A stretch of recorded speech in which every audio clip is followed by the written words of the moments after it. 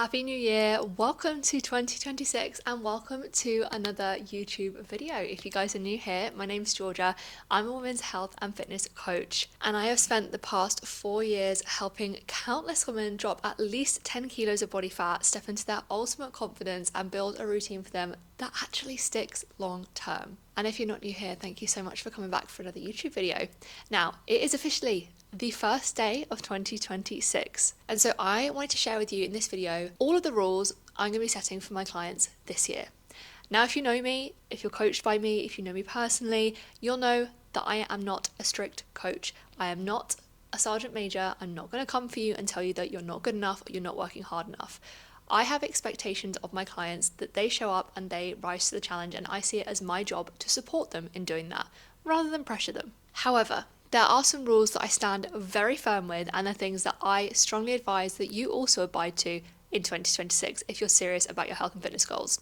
So with that being said, let's jump into the video with rule number 1. My clients are not allowed to say no to social events. Now, call me crazy, a lot of coaches would tell you if you're serious about your goals, you can't go out, you can't drink alcohol, you can't have meals out, you can't have takeaways. However, I am a lifestyle coach and I see it as my purpose to help you build a lifestyle where you can not only create incredible results but also sustain them. So if you're spending your whole weight loss journey avoiding social events, avoiding alcohol, avoiding takeaways, you develop this halo effect around those things. And that means once you've got your results and you're looking to maintain your results long term, you don't know how to navigate those things without going absolutely crazy. Because let's be honest, the more you tell yourself you can't have the glass of wine or you can't go out for the takeaway, the more you're going to want it and you're not going to be able to have as much control around those things. So what I do instead is work with my clients on a week-to-week basis. We look at their schedules, we look at their diaries, we look at what's coming up and how we can work around those things, and we set a plan of action to plan before and during those social events. Rule number 2, you are not allowed to train 7 days a week. Now, don't get me wrong, there are going to be exceptions to this rule when things just need to be shuffled around and sometimes we just need to make it work. But generally on a week-to-week basis, I do not allow my clients to not have rest days. I used to be someone who was very much stuck in that all or nothing mindset where I felt like I had to constantly be in the gym to burn off the things that I'd eaten that maybe I considered bad or I'd overindulged over the weekend, for example. And in all honesty, during this part of my life, I was an absolute slave to the gym and I felt like if I wasn't training, I was failing. And that is so not how it is. Through years of developing my mindset and my perspective around health and fitness and balance, I've learned that actually rest is key.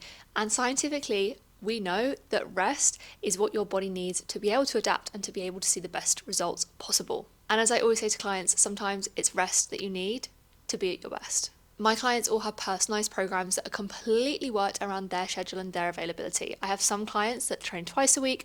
I have some clients that train 4 to 5 times per week. And they also have varying durations for their training sessions because someone who is a working mom, running a business, running a household is going to have completely different availability to someone who maybe doesn't have kids or has a slightly more relaxed work schedule. Rule number 3, my clients are not allowed to cut out any food groups. Every single food group has its place. And again, this comes from reflecting back on my past experiences where I thought that cutting carbs was the absolute key to me feeling more confident. And in actual fact, all I did was spend half my life feeling rubbish, tired, hungry, miserable, and then go and eat way too many carbs on the weekend and reverse any form of progress that I had created during the week anyway, because I couldn't sustain it, because it made me feel rubbish. Carbs are key for our energy. And the women that I work with have big goals when it comes to building a toned body, which requires intentional resistance training. And a lot of them are working towards races, high roxes, and everything in between. And for that, you need carbs, you need energy. And regardless, you need energy from day to day as well. Likewise, things like fats, I think, are often so shamed in the health and fitness world. Fats are so important for us in many ways, especially as women, because they do support our hormone function. And it's important to know that even though calorically speaking, every food group is different, they each bring different properties to our lives and they are such an important part of our diets. It's how we balance each of those food groups or macronutrients that really counts. And that's what I help my clients do, to work within their goals. I think we're on rule number 4. But anyway, rule number 4 is that my clients are not allowed to spend hours doing cardio. The number one reason why this is because it is boring. And secondly, you don't need to do it in order to see progress. Once again, you shouldn't be a slave to the gym and dependent on exercising to see results. It's about how all of these different factors, your training, your nutrition, your mindset, your sleep, your stress, and so many other things all work together to create that lifestyle that gets you the results that you want. Plus, you cannot outtrain a bad diet, no matter how much cardio you do. Once again, cardio is one of those elements that I push and pull within my clients' journeys depending on what they need. And I will also always consult clients before making big changes to these things because I want to make sure that the changes we make are sustainable. Some people might be able to do 20 to 30 minutes of cardio after a training session, but not everybody's going to have that amount of time. And finally, rule number 5 that I'm going to be applying to all of my clients in 2026 is that you are not allowed to stop eating your favorite foods. Personally, I have literally the biggest sweet tooth going, and so many of my clients are the same.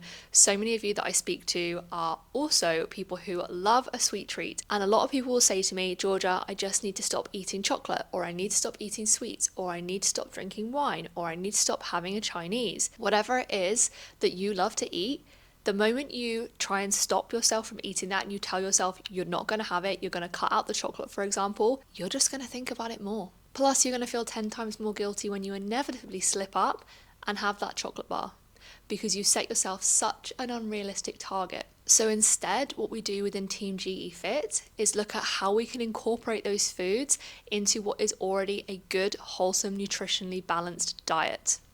So 90% of the time, you're getting what you need, which allows for that 10% to enjoy the things that you want and that bring you joy in life. I'm also a big believer that food brings so much joy to people. Like, I personally literally look forward to what I eat on a daily basis.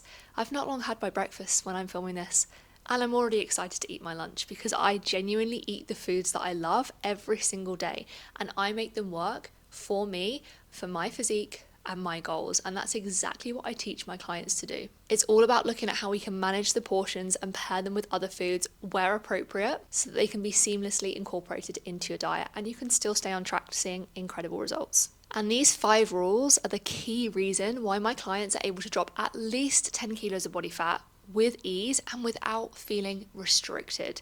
They are able to live their normal lives and have their program slot seamlessly into that, rather than feeling like they have to do a complete 180 and then ultimately falling off the wagon as soon as they get to their result and gaining the weight back again. When you work with me, the yo-yo dieting cycle stops here. And if you want some more information about what one-to-one coaching with me looks like, I will soon be opening my doors for new one-to-one applications for 2026.